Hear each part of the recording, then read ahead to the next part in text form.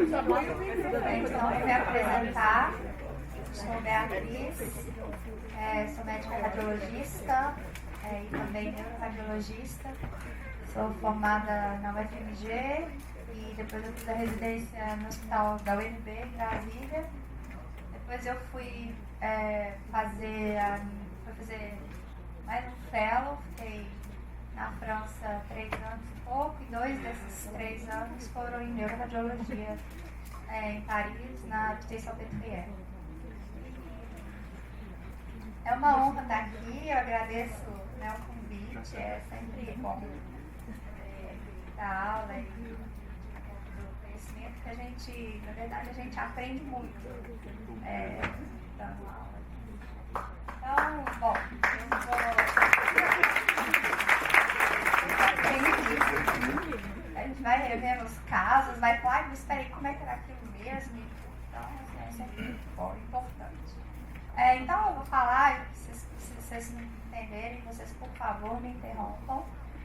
Eu vou falar então, dos fundamentos da ressonância magnética, né? E quando a Milena me falou, você vai falar de fundamentos, eu falei, meu Deus do céu, eu vou falar de física, não é possível, não, pelo amor de Deus. Ela, não é bem isso, não é só física, não. Então tá bom, então eu vou falar o básico da física de ressonância, que eu acho que é importante saber, porque é uma física bem complexa, né? É física quântica, a base da ressonância. E depois eu vou falar da ressonância morfológica, né, e depois da ressonância multimodal, ou as sequências e técnicas avançadas na ressonância magnética, para vocês conhecerem um pouco. Então aqui está lá a ressonância, né, essa máquina enorme com o magneto, e o paciente ele entra inteiramente na máquina para poder fazer a ressonância magnética de crânio, hipófise, etc. Né? Então, quais são os princípios físicos? Tá? A ressonância magnética não tem radiação, todo mundo está cansado de saber, e ela se baseia no comportamento dos prótons de hidrogênio, que é o próton mais abundante do corpo humano. Né? Vocês sabem que 70% do nosso corpo é água, então é o mais abundante. E como é que ele se comporta dentro de um campo magnético intenso. Então, o que eu chamo de campo magnético intenso? As ressonâncias magnéticas, elas, na prática clínica hoje em dia, elas têm o Tesla, né, que é a medida da intensidade do campo magnético, que varia de meio a 3 Tesla. Tá? Começou com meio, tinha a ressonância campo aberto, e aí depois fizeram um campo fechado, e aí veio ressonância de 1,5 e 3 Tesla, que atualmente é o maior campo magnético que a gente tem da ressonância magnética. Para vocês terem uma ideia da potência disso, o campo magnético terrestre é 25 vezes 10 a menos 6 Tesla, tá? Então, uma ressonância magnética de 3 Tesla, ela é 120 mil vezes mais potente que o campo magnético terrestre, né? E o campo magnético terrestre, ele consegue mexer uma agulhinha.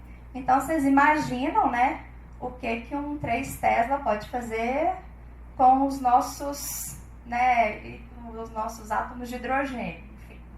E aqui, só por curiosidade, né, na pesquisa clínica, eles estão já com ressonâncias magnéticas de 7 a 10,5 Tesla. Esse aqui é o de 10,5 Tesla, que saiu na Nature aí, The Strongest Scanner, né? Então você vê o homem aqui e olha o tamanho do magneto, né?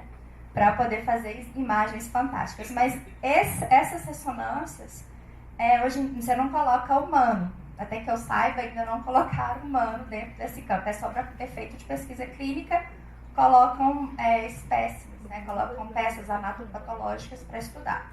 Né? E tem imagens maravilhosas de hipocampo, com todas as camadas do hipocampo, que eu não coloquei aqui, mas vocês podem pesquisar, que vocês vão ver imagens impressionantes, assim, nível quase celular mesmo.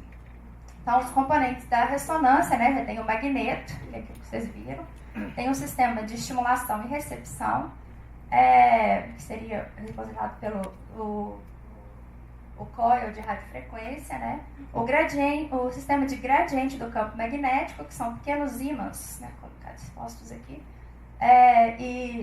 de campos e localizações variáveis que permitem as reconstruções tridimensionais das imagens. Depois você tem o sistema de tratamento da imagem, né, e o sistema de informatização. Então, o que acontece? Na verdade, o que é? A gente tem que ter um conceito do spin. O spin responde a uma característica, uma variável das partículas que contribui para a definição do estado quântico delas, tá? Muito difícil de entender isso, mas é o seguinte: vocês entendem que o spin, na mecânica quântica, quando você transforma, ele tem uma natureza vetorial. Então, é como se as partículas elas tivessem um movimento e elas têm um vetor, uma orientação, né? Então, aí você pode definir uma orientação do spin a partir de um sistema de referência. Então, a gente representa ele daquele jeito, tá? Com um vetor, e ele roda, tá? Então, no estado normal, né, a orientação dos spins das partículas, né, do hidrogênio, do nosso corpo, eles têm uma orientação aleatória, cada um com uma direção vetorial lá. Quando eles entram num campo magnético intenso, eles se alinham, tá? Pode ser para cima, para baixo, mas eles ficam todos alinhados. E aí, a gente eles recebem um pulso de radiofrequência, tá? E os spins deixam a posição inicial e se movimentam, tá? Depois da cessação desse pulso de radiofrequência, os spins retornam ao alinhamento de origem. E aí a energia que eles liberam nesse processo, né, quando eles retornam ao de origem, ela é captada, né, por antenas e transmitida ao computador que formará a imagem, tá? Então, eles mandam um pulso de radiofrequência na ressonância e o spin, ele se movimenta e depois ele retorna, né, quando para o pulso, ele retorna e essa energia que ele libera nesse movimento é emitido como sinal que vai ser captado pelo computador e transformado em imagem, tá bom?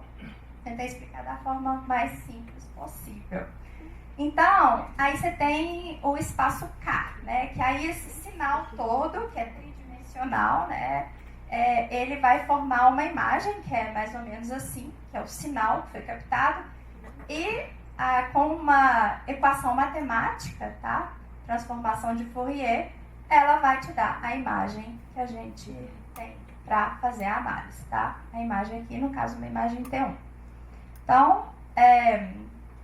Então, à medida que a tecnologia vai avançando, eles vão criando diferentes, né, pulsos de radiofrequências e com periodicidades diferentes que vão formando sequências diferentes, tá? Então, aqui a gente tem um T1, né, um sagital T1, um axial T2, o axial flare e o axial aqui do SWI, tá? Uma sequência de suscetibilidade magnética.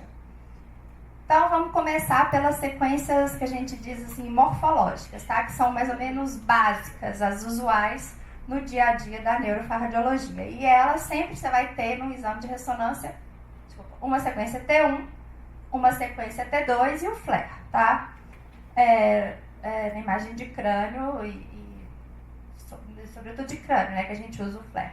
Enfim, então a sequência T1 é essa sequência que vocês vão ter a substância branca mais hiperintensa, né? A gente fala de intensidade aqui, porque a gente está medindo a intensidade do sinal, e o córtex um pouco mais hipointenso, tá? Em relação, então você tem um córtex mais hipointenso, a substância branca mais hiperintensa. E a água, ou né, o líquor, né, o fluido, ele vai estar hipointenso. Por quê? Então, por que a substância branca aqui está mais clara? Porque ela tem menos água, né? Não é tudo baseado no hidrogênio, na água. E o córtex, né, ele tem mais água, então no T1 ele está mais escuro, tá? E os ventrículos, então, né, o líquor nos ventrículos, nas cisternas, está mais hipointensa. Então aqui é um exemplo de uma hemorragia na sequência T1, que ela pode ser vista como hiperintensa. Mas isso vai depender da fase da hemorragia, tá? E aqui, por exemplo, tem uma hemorragia mais isointensa, né, ao córtex, que seria uma hemorragia hiperaguda. E aqui ela já está numa fase já de degradação da hemoglobina e com o hipersinal no T1, que seria uma fase subaguda recente. Aqui tem a imagem de um cisto, né, um cisto aracnoide que tem ele é só água praticamente, só, né, secreção fluida. Então ele está com hipossinal T1. A sequência T1 a gente chama da sequência que é a mais anatômica que a gente tem, porque ela tem uma ótima definição do córtex, da substância branca. E, assim, quando a gente faz um estudo, assim, bem de epilepsia, por exemplo, é uma sequência fundamental você fazer um T1 3D, assim, bem fininho, para você ter todos os detalhes da anatomia do encéfalo. E uma outra grande uso dessa sequência é na avaliação da atrofia hipocampal para a doença de Alzheimer, né? Então a gente usa uma aquisição, né, volumétrica T1 e com cortes, né, perpendiculares ao plano do hipocampo a gente vai avaliar o grau de atrofia hipocampal, tá? Então essa é a classificação de Sheltens e vai de 0 a 4, com 4 sendo atrofia máxima e 0 ausência de atrofia. Ou MTA também os americanos usam mais a sigla MTA e os europeus usam mais o Sheltens. Agora a sequência T2, né? A sequência T2, então, nesse caso já é o contrário, o líquor está hiperintenso. Então, se o líquor, a água, né, o fluido, está hiperintenso, a substância branca está mais hipointensa, porque ela tem menos água do que o córtex, né? Então, o córtex está mais claro e a substância branca, né, as fibras mais compactas, têm menos água, elas estão mais hipointensas. Certo? Aqui você vê os gânglios basais, né, que é tecido, córtex, então eles vão estar um pouco mais claro do que as fibras da substância branca. Você está tendo aqui o braço anterior da cápsula interna e aqui o braço posterior da cápsula interna, né, que faz esse Vzinho aqui, separando aqui a cabeça do putamen, do caudado e aqui o putamen. E o globo pálido fica mais um triângulo mais interno e posteriormente o tálamo. Então aqui a gente sempre adquire também uma sequência, eu gosto muito da sequência axial T2 e coronal T2, tá? A gente faz em planos diferentes para poder ter uma análise, né, tridimensional. Existe a sequência T2 também 3D e é usada em alguns casos, mas acho que não tem muito caso. Então aqui seria a hemorragia na T2 com hipersinal T2, tá? E aqui aquele cisto aracnoide com o hipersinal T2. Então, à medida que a gente vai fazendo as sequências, a gente vai conseguindo definir o que fazer o diagnóstico, né? Então, e a sequência FLAIR, que é uma sequência muito importante na neuroradiologia. Não existe um exame de ressonância de crânio sem fazer uma sequência FLAIR. Porque a sequência FLAIR, ela é um T2, só que a gente suprime o líquor, tá? Então, você vai ver o líquor preto, né? E só que você vai continuar vendo o T2, então a substância branca está mais hipointensa em relação ao córtex, tá? E você pode também adquirir ela em 3D e fazer uma reformatação, ou mesmo só no plano coronal. Por que essa sequência é tão importante assim? Bom, primeiro porque ela ajuda muito a gente, ela ressalta as patologias da substância branca que a gente, no T2, a gente tem um pouco mais de dificuldade, assim, a gente vê aqui, mas vocês concordam que aqui elas estão saltando aos olhos, né? Então, é uma forma da gente melhorar, né, a detecção desses pontinhos, né? E vocês sabem o que são esses pontinhos, que aqui praticamente todo mundo tem esses pontinhos no crânio, então, no cérebro, então eu sempre tento, né, sempre faço no laudo eu sempre descrevo, né, de acordo com a escala de Fasecas, que esses hipersinais T2, né, focais, assim, periventriculares e subcorticais, eles são muito comuns, né, a grande maioria da população tem, e só que aí eles falam, mas o que são esses pontinhos? Então, esses pontinhos, na grande maioria dos casos, é o processo normal do envelhecimento cerebral, tá? Mas isso se você tiver em focos esparsos, né? Ou você pode até ter o grau 2, que já vê os focos que começam a ficar mais confluentes, tá? E o grau 3 já é bem mais extenso, né? Você vê que ele pega aqui toda a região do centro semioval, regiões peritrigonais, então aqui já o grau 3. Então, o grau, eu estava falando, né, que o Fasecas 1, ela é normal em qualquer idade. Todo mundo tem esses pontinhos, é considerado um processo de envelhecimento normal do encéfalo. Já o Fasecas 2, ele é normal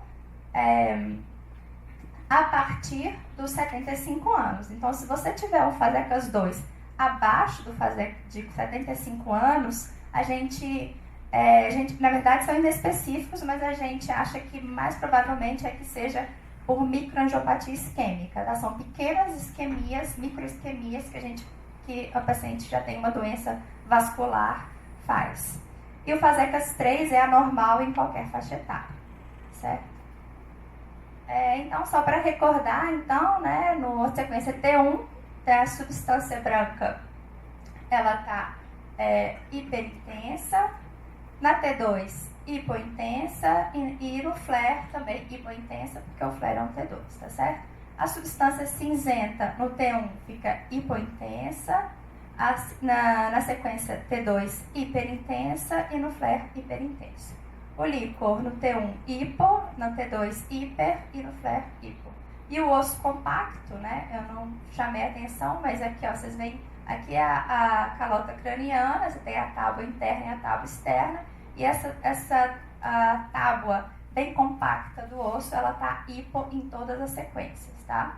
E a gordura, que vocês estão vendo aqui, por exemplo, no subcutâneo, vocês veem brilhando, tanto no flare como no T2, como no T1, a gordura ela tá hiperintensa em todas as sequências, tá? E aí a gente vai agora para falar para algumas outras técnicas e sequências e técnicas complementares. Então, a primeira coisa que eu falei, que eu posso falar, é que a gente consegue saturar aquela gordura que a gente viu, né? Então, aqui, por exemplo, em regiões que a gente tem muita gordura, face, que é um corte axial da face, você está vendo aqui a gordura toda da face, né? A região de Bichat, gordura de Bichat. Aqui são músculos, tá? Aqui são aqui é o nariz, né? A fossa nasal, as coanas. As coanas aqui, e aqui as conchas nasais. Aí a gente quer ver uma patologia que está nessa gordura. A gente pode saturar a gordura e injetar o contraste. Eu acho que ficou invertido. Não, desculpa. Desculpa, eu falei aqui. Aqui é o T2 com saturação de gordura. Então, um T2 sem saturação de gordura. O T2, vocês estão vendo aqui, o líquor está claro, com saturação de gordura. E a gente pode saturar a gordura também no T1. Então, aqui eu tenho uma sequência T1, tá? Que vocês veem um pouco mais difícil de ver, mas aqui está o líquor mais escuro, tá? Nas cisternas basais. Então, um T1 com saturação de gordura. E aí, como que a gente faz? A gente injeta o contraste, que a gente vai realçar as estruturas vasculares, as mucosas, e, eventualmente, tendo alguma lesão, ela vai se realçar mais se a gente satura a gordura num lugar que tem muita gordura do que, por exemplo, aqui, tá? Aqui, no caso, é um T2, mas vocês lembram que o T1, a gordura também está com hipersinal. E a sequência de difusão? A sequência de difusão foi uma verdadeira revolução, né? Porque ela detecta, né, a isquemia aguda, hiperaguda em 30 minutos depois que o paciente teve o evento. Você já tem, né, papéis mostrando que já está brilhando na difusão, né? Quando a gente fala tem restrição na difusão. O que é isso? Então, aqui é a sequência de difusão normal, e a gente sempre olha também a equação matemática, que é o ADC. Tá? Então, essa aqui não é uma aquisição, uma sequência que foi adquirida. Isso aqui é só uma transformação matemática da sequência de difusão. Então, aqui, para explicar, é exatamente o que é o princípio. É a difusão de moléculas de água livre através do tecido. Tá? Então, quando essa movimentação das moléculas ficarem restritas a uma área, é o que a gente chama de tem restrição à difusão. Então, quando tem o edema, o AVC hiperagudo, tem uma lesão na célula, então tem o mecanismo, a bomba de sódio e potássio para, então, e ali fica com uma área que não tem, que dá uma restrição à movimentação livre da água, pela interrupção da bomba de sódio e potássio. Então, aqui um exemplo, né, de uma hemiparesia direita súbita, que a gente vê com bastante dificuldade na tomografia. Você pode falar que tem um discreto apagamento aqui, mas que fica muito mais fácil de dar esse diagnóstico na ressonância, que você vê lá salta aos olhos o hipersinal na difusão. Tá? E aqui a sequência Flair, que já está começando a ter um hipersinal na região que foi infartada. Tá? Outra aplicação é nas lesões, né? Então aqui você vê uma lesão, né, arredondada com restrição à difusão. Por que eu falo que tem restrição? Porque brilha na sequência de difusão e o ADC, que é aquela sequência matemática, está baixo. Então, porque se o ADC estiver brilhando igual aqui, não é restrição, tá? Você só pode considerar que isso aqui é realmente uma restrição à difusão se o ADC estiver baixo. Tá? Então, nessa escala aqui de quente e frio, digamos assim, você vê que onde está vermelho está alto e quando está azul está baixo. Então, tem um baixo ADC, então isso aqui é uma restrição à difusão. Tá? E você vê o edema em volta da lesão. Isso aqui é um abscesso, né? Para o abscesso também existe uma restrição à movimentação livre de águas, da água. Aqui um outro exemplo de abscesso, vocês veem a lesão bem redondinha, com uma cápsula hipostal T2, Flair, né, com edema periférico, realce anelar, tá? E aí também um abscesso. A outra sequência que eu vou comentar um pouquinho é a suscetibilidade magnética, tá? Que também é chamada, então, SWI, SWAN e a gente pode considerar também a T2 estrela. O que é essa sequência? É uma sequência que é baseada no T2, mas que vai mostrar muito bem os vasos e a gente consegue detectar microhemorragias e calcificação, tá? Então, isso aqui é uma sequência que chama sequência de fase, que é uma transformação também matemática da aquisição do ICWI. E com essa sequência de fase, elas nos ajudam a diferenciar quando a alteração representa uma calcificação ou uma hemorragia, tá? Por quê? Porque a calcificação, ela vai ter o sinal contrário dos vasos. Você vai olhar, não, aqui tem um vaso que está hiperintenso. Então, a calcificação, ela fica preta nessa sequência de fase. E já a hemorragia vai estar com o mesmo sinal dos vasos. Então, como que é isso? Então, aqui eu vi lá, tem um pontinho preto, né, que é como a gente vê a hemorragia ou a calcificação. E aí, nessa imagem de fase, você olha lá o vaso, ele está hipo, e esse ponto, né, no SWI que estava escuro, na sequência de fase está claro. Então, está ao contrário, isso é uma calcificação. E o sangue, né, vai estar com o mesmo sinal aqui na sequência de fase hiperintenso, e aqui o vaso também está hiperintenso. Que é como a gente vê, então, o foco de microhemorragia numa sequência de SWI. Aqui, então, é uma sequência muito útil que ajuda a gente a detectar hemorragias que às vezes passam despercebidas em outras sequências. Aqui, por exemplo, é uma hemorragia subaracnoide bem discreta, né, que a gente vê na TC, e que foi bem vista aqui no flare, e depois olha como ela fica, ela salta aos olhos na sequência de suscetibilidade magnética. Tá? Aqui outros exemplos, né, era como com AVC hemorrágico fica na tomografia e na sequência de suscetibilidade magnética conseguiu detectar outras pequenas hemorragias ao redor. Aqui a gente consegue detectar na sequência de suscetibilidade magnética até o trombo no segmento N1 da artéria cerebral média esquerda. E aqui no trauma ela também tem indicação porque alguns foquinhos hipointensos aqui na sequência de suscetibilidade magnética, também elas vão saltar aos olhos, coisa que nem é visto aqui na tomografia, tá certo? Então, esses pontinhos pretos na substância branca subcortical, né, correspondem a microhemorragias da lesão axial difusa do trauma. Tá? E outra, né, por exemplo, você vê aqui, tem algumas lesões, né, hiperintensa em T1 aqui, você vê um pouco maior no T2 e na sequência de suscetibilidade magnética, elas realmente, esse aqui é o T2 estrela, aparecem mais lesões, elas realmente saltam os olhos e na suscetibilidade magnética, o SWI, né, aparecem mais lesões. Então, no mesmo corte, você vê o tanto que a gente vê a mais. Então, agora um pouco das técnicas avançadas. Primeiro a perfusão, depois espectroscopia, tensor de difusão e, finalmente, terminar com ressonância funcional. Então, aqui nós temos uma lesão, né, essa aqui é uma sequência T1 com injeção de contraste. Então, uma lesão anelar, com realce anelar, uma lesão bem arredondada.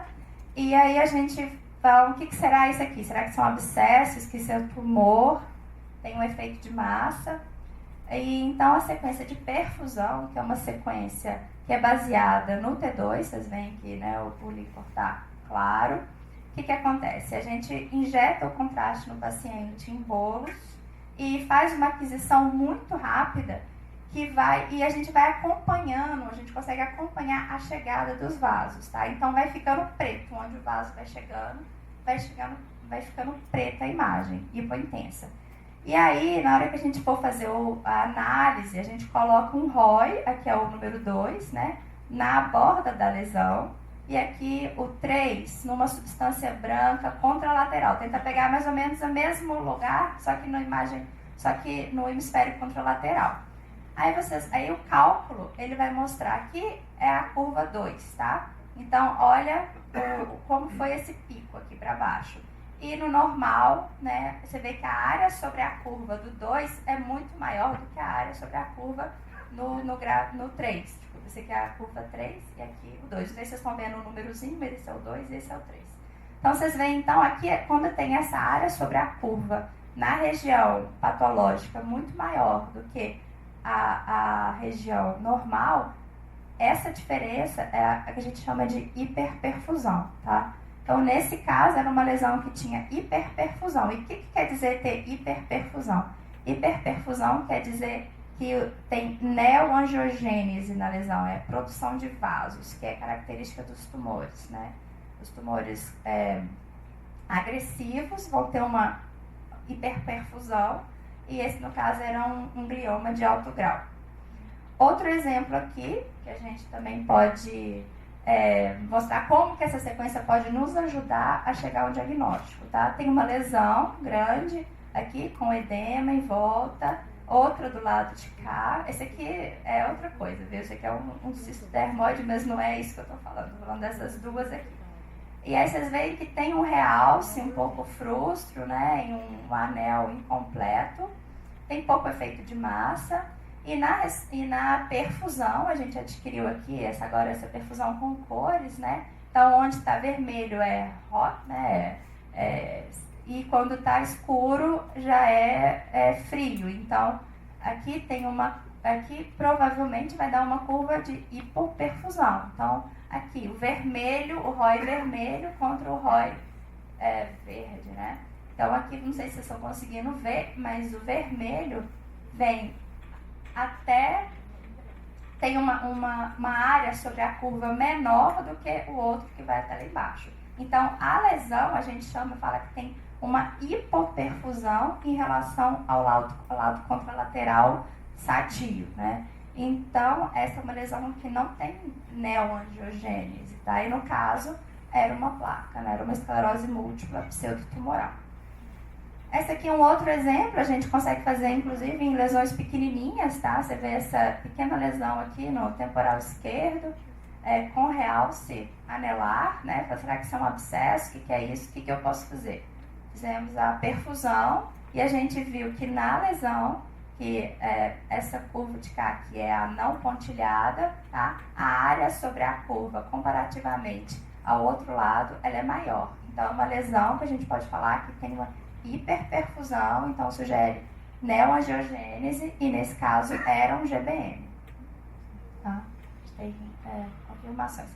Essa é uma outra indicação, né? Temos uma lesão aqui, intersinal flare, periventricular, que comete aqui a região parietal, a ínsula, e como realce mais homogêneo, né? Não é aquela lesão com realce anelar, já é um realce mais homogêneo, com formato irregular, porém ele acomete praticamente, ele fala assim, ele vai se infiltrando, a impressão que a gente tem.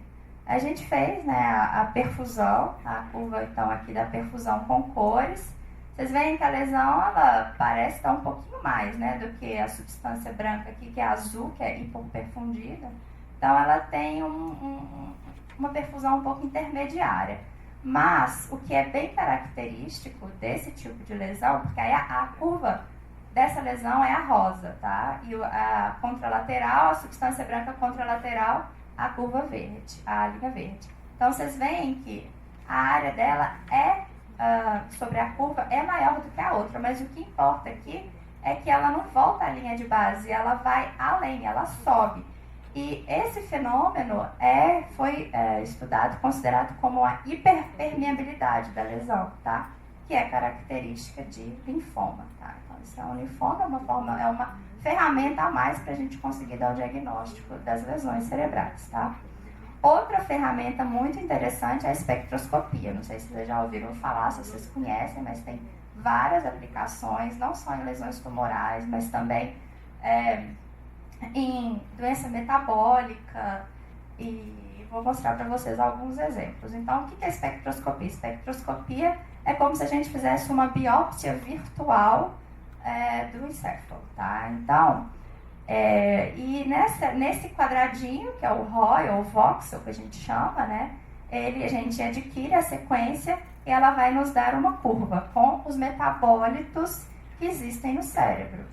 Então aqui, né, você vê o pico de minoxidil, né, que está o metabólito relacionado à glia, a colina, né, que é esse pico aqui, o segundo pico que a gente tem normalmente, né, no cérebro, e ele pode aumentar em situações de quebra da membrana celular, seja na quebra ou na construção de membrana celular, está relacionado à membrana da célula.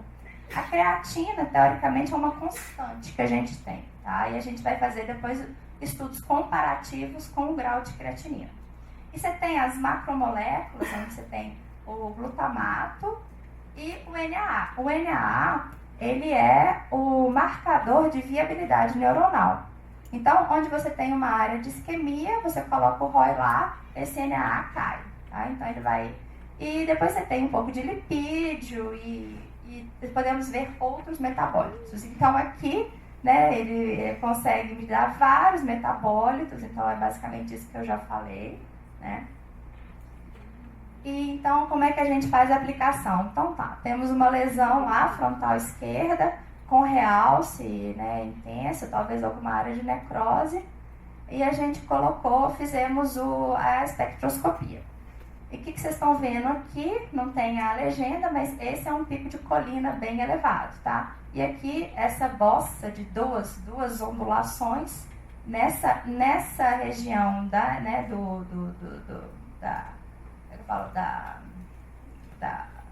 dos níveis lá de ppm, que a gente chama, é o lipídio.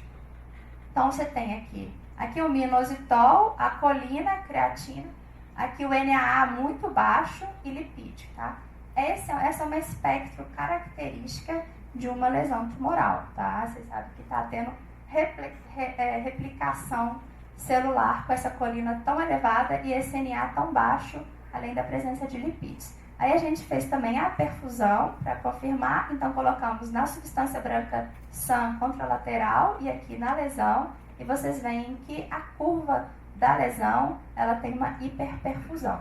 Nesse caso, né, isso aqui não considera essa coisa, uma discreta elevação da curva, mas era um GBM, um glioma de alto grau. Nesse caso de esclerose múltipla, que vocês já viram, né, do coisa, a gente também tem uma elevação de colina, para mostrar para vocês que as doenças inflamatórias, elas também, porque elas têm quebra de barreira, no caso do glioma é formação, tem quebra de membrana. No caso de glioma, é formação de membrana, tá? da neoangioma, formando células. E aqui é a destruição, então você tem um aumento de colina. E nesse caso, a gente vê então a baixa também do NAA e aqui um pico de lactato, tá? Que quer dizer que tem o metabolismo anaeróbico desse processo de destruição celular, tá? Uma esclerose múltipla. Esse caso é para mostrar que a espectroscopia também tem significado nas doenças metabólicas. Esse é um alcoólatra com letargia, confusão mental, e o que a gente vê aqui é um discreto hipersinal T1 dos globos pálidos, tá? Que a gente vê também no FLAIR, discreto hipersinal T1, discreto hipersinal T2, né, o FLAIR, e aqui no sagital a gente vê bem esse hipersinal T1 nos globos pálidos. A espectroscopia mostrou pra gente que a gente coloca na região parietal, na substância branca parietal SAM, ela mostrou pra gente, então, esse pico aqui anormal, elevado, que é o glutamato, tá? Tá muito elevado esse pico de glutamato. Tem também um pouco de lipídio e baixa no mioinositol e na colina. Tá? Era uma encefalopatia hepática. Tem doenças metabólicas de neonatos que também a gente consegue detectar, bem específicos, mas eu não vou entrar em detalhes. Aqui então, essa lesão, né, com o realce anelar, com efeito de massa, e a espectroscopia não mostrou NAA, não mostrou colina, não mostrou nada, ou seja, isso aqui não é tecido neuronal, isso aqui é só produto de degradação, né, do abscesso. Tá? Então, isso era um abscesso. Então, a gente tem o succinato, o acetil e tem o lactato, porque mostra também o processo anaeróbio em evolução. E aminoácidos, tá? Aminoácidos. E agora o tensor de difusão. Então, a partir da técnica de difusão, eles criaram novas, ainda outras tecnologias, né? Isso vai crescendo dia a dia. Então, o que é o tensor de difusão? O tensor de difusão é o seguinte, quando você tem a difusão da água através das células, e que você tem que imaginar que é uma coisa tridimensional. E existe sempre um vetor, onde a difusão está indo mais rápida do que essa água está indo mais rápida numa determinada direção. Então eles começaram a perceber que com isso a gente conseguia traçar onde estavam os tratos de substância branca, porque a difusão ao longo dos tratos, ela tem uma velocidade maior, que é o que a gente vai chamar também de anisotropia, tá? E aí a gente vai conseguir ver onde estão esses tratos e desenhar os tratos no encéfalo. Então, como que a gente faz? A gente adquire essa sequência de tensor de difusão, coloca um ROI, a gente lá no trato córtico-espinhal, por exemplo, a gente sabe onde que ele está. Coloca um ROI na alta convexidade e coloca outro lá embaixo na ponte, por exemplo. E aí ele vai traçar, porque é onde esse fator de anisotropia está maior, esse vetor está maior. Então, a gente consegue fazer imagens de todos os... Aqui, então, dos tratos. Então, aqui é o mapa do fator de anisotropia. E aqui está representando onde a anisotropia é maior. Então, aqui no corpo caloso, a gente vê aqui na cápsula, no braço posterior da cápsula interna. E aí você transforma esse daqui na tractografia. E a direção das fibras, ela segue foi estipulado que toda fibra que é superior para inferior, ela vai ser colorida de azul, tá? A da direita para a esquerda, né, ou vice-versa, vai ser em vermelho, e a de anterior para a posterior em verde. E dessa forma conseguimos fazer imagens maravilhosas, né? Por exemplo, aqui o trato córtico espinhal em azul, maravilhoso, né? O corpo caloso, vermelho, rosa. Então, qual que é a aplicabilidade disso aí? Bem, a gente consegue ver como é que essa lesão causa na fibra. Se ela desvia simplesmente, se ela infiltra, ou se ela tem um padrão edematoso, as fibras vão ficar um pouco mais distantes uma da outra, ou se destrói. Então, aqui, uma grande aplicabilidade é no pré-cirúrgico de lesões grandes e extensas. Então, você tem aqui um glioma de alto grau, desviando a linha média, comprimindo o ventrículo, e vocês veem que aqui o trato córtico espinhal esquerdo, né, áreas eloquentes que o cirurgião não quer pegar, o esquerdo ele está desviado, porém o fator de anisotropia está bem vermelha, é cor quente, então está com uma anisotropia alta, para mostrar, em comparação com o esquerdo, que já está com uma anisotropia baixa, que quer dizer que ele provavelmente está infiltrado, tá? Então, já está acometendo. Além de estar deslocado, ele está infiltrado. Então, aqui outro exemplo, né? Uma esclerose múltipla, aqui é o exemplo do normal, e aqui um paciente com placa no esplênio do corpo caloso, você vê como que essas fibras estão bem mais finas em comparação com o sujeito normal, tá? Aqui era um astrocitoma, né, na medula, aqui é o normal, só para vocês saberem mais ou menos como é, e aqui o patológico. Então você tem um astrocitoma no cordão medular, né, na região cervical, a anisotropia, então está baixa a anisotropia nessa região, em comparação com outras regiões, e a lesão, ela afasta as fibras, tá? Então, uma aplicação clínica. E agora, a ressonância magnética funcional. Então, não sei se vocês já ouviram falar o que é a ressonância magnética funcional. É uma técnica também avançada, que tem em muitos lugares também, e tem aplicabilidade clínica também. Então, eu vou explicar mais ou menos como é que né? Necessita, então, a gente precisa de equipar a sala de ressonância magnética com, além de ter o logiciel, né, para poder, o software para poder fazer a aquisição, tem que ter o fone de ouvido, eventualmente, se você quiser testar a área visual, tem que ter tela, o paciente tem que ter tipo um óculos que mostra o filme que você quer mostrar. E como que isso funciona? É o seguinte, a ressonância magnética funcional ela é baseada no nível de oxigênio nos capilares. Por quê? Porque é baseada na desoxiemoglobina. Porque quando você ativa uma área, ela está consumindo oxigênio. Então, o nível de desoxiemoglobina, que é a hemoglobina sem oxigênio, aumenta. E se ela aumenta, você aumenta o sinal que a gente consegue captar na ressonância. Não sei se deu para entender. Mas então, quando vai fazer uma aquisição, a gente vai dar uma tarefa para o paciente. Por exemplo, fica mexendo o dedo da mão direita, tá? Então, fica mexendo o dedo por 30 segundos. Então, você vai alternar, mexer o dedo por 30 segundos com o repouso. E a gente vai estar adquirindo a imagem de ressonância o tempo inteiro. Então, aqui mostrando o repouso, ativação, aumenta o sinal.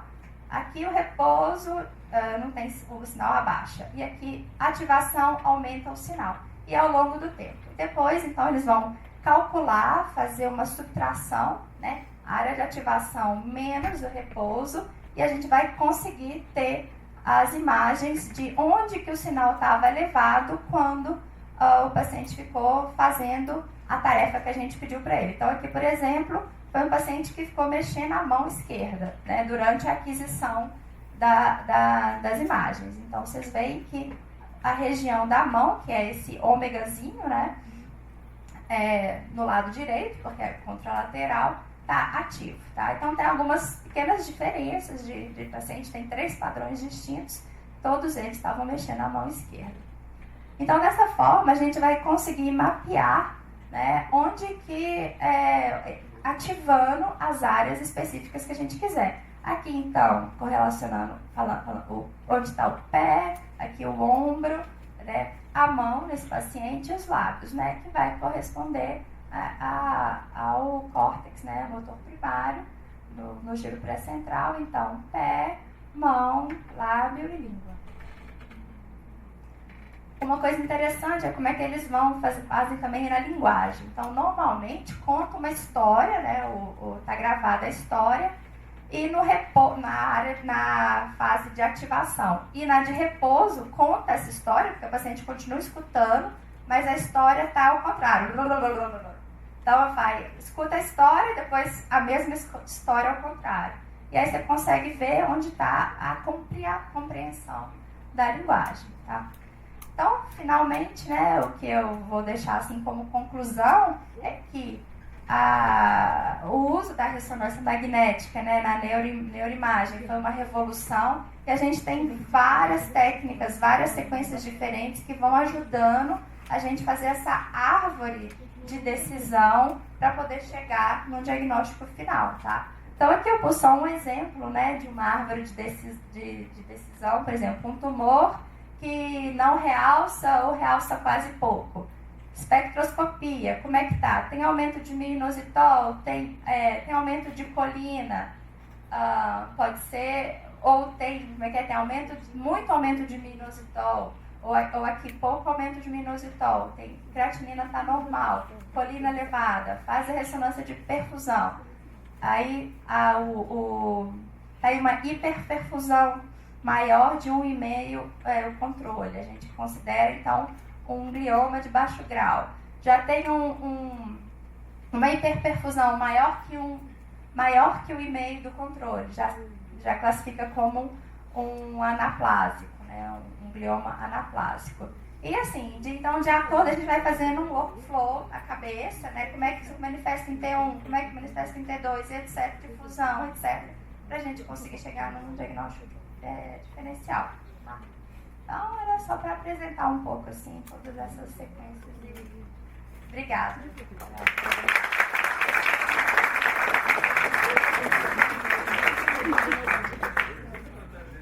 Eu tenho uma pergunta. Tem algumas doenças que tipicamente nós usamos critérios clínicos para diagnosticar, tanto na neurologia quanto na psiquiatria, por exemplo. Do ponto de vista teórico, claro que não é um critério diagnóstico, mas do ponto de vista teórico, com técnicas tão avançadas de mapeamento cerebral, seria possível, com a tecnologia atual, criar um protocolo de diagnóstico para Alzheimer, sei lá, depressão mesmo, doenças neuropsiquiátricas com base nessas neuroimagens? A tecnologia vai ajudando a gente, né? Vai nos dando cada vez mais artifícios para conseguir fazer um diagnóstico final. Sim, né? Uma delas que, por exemplo, o Alzheimer. Você tem a suspeita clínica, você pede uma ressonância para a gente ver o grau de atrofia do hipocampo. E se essa atrofia estiver realmente muito acentuada, ou maior do que o resto do cérebro, etc., você pode falar que, olha, tem uma atrofia, então o seu diagnóstico pode estar certo. Doenças psiquiátricas, por exemplo, já é mais difícil, né? A maioria das ressonâncias são normais, porém, por exemplo, quando eu estava vendo sobre a tensor de difusão, parece que algumas áreas estão menos conectadas em algumas doenças psiquiátricas. Sabe-se que na esquizofrenia, por exemplo, existe uma perda de fibra que conecta a região do lobo frontal com outras, não sei se parietal, qual que é especificamente, mas assim, mas isso é tudo a nível de pesquisa clínica ainda, não tem assim, esse padrão aqui é esquizofrenia, não. Eles conseguem começar a perceber uma tendência, olha, como que só que, por exemplo, o tensor de difusão, não é em todo lugar que esse software está disponível, então a gente ainda, assim, você conseguir colocar isso na prática clínica ainda é duro, né, vai assim, né. Mas sim, eles estão chegando a várias tentando.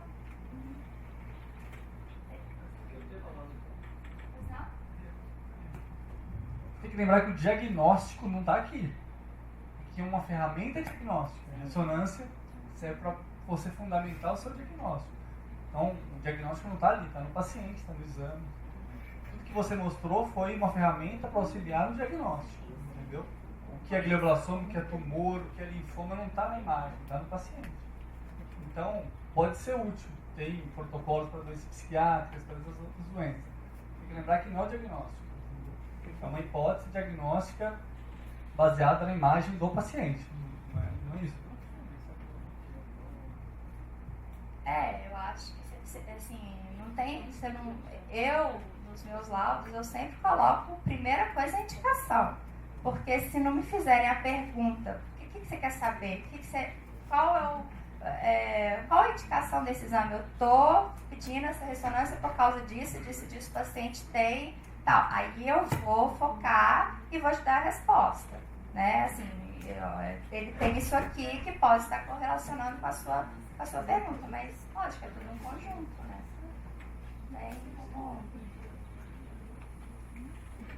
Mais alguma pergunta?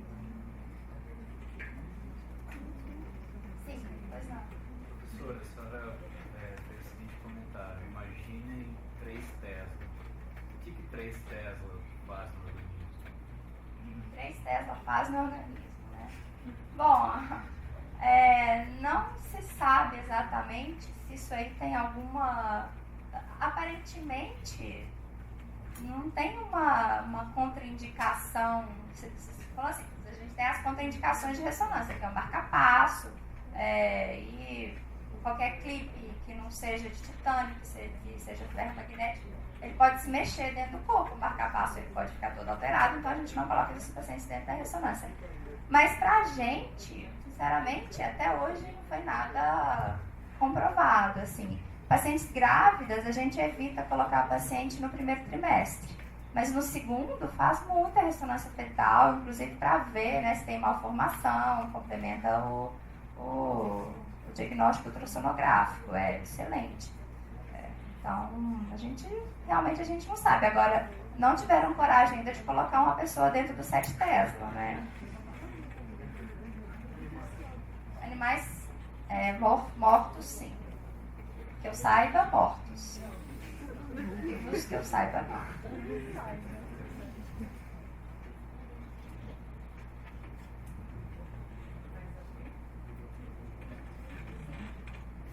Eu fiquei com um pouco de dúvida em relação ao T2. A principal indicação do T2, pensando que o flare, me parece sempre que tendo o flare seria mais... Ótima pergunta. Eu gosto muito do T2. Por que eu gosto muito? Porque, sobretudo para a fossa posterior, para tronco cerebral. Porque muitas vezes o flare não tem não é tão bom para ver lesões na fossa posterior. Você vê, mas pequenas isquemias, assim, eu sempre gosto de pedir um axial T2. Sempre peço para os técnicos lá onde eu trabalho, eu quero o axial T2, eu brigo pelo axial T2, porque, mas você já tem um coronal T2, para que você quer? Mas eu quero o axial T2, eu quero ver os dois no mesmo plano, entendeu? Porque às vezes você passa batido em lesões na fossa, sobretudo fossa posterior e tronco cerebral com flare, tá?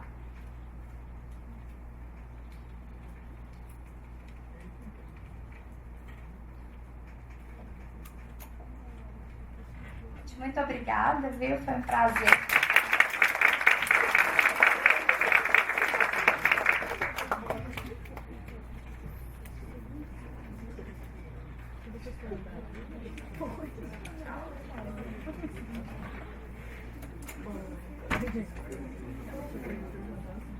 câncer.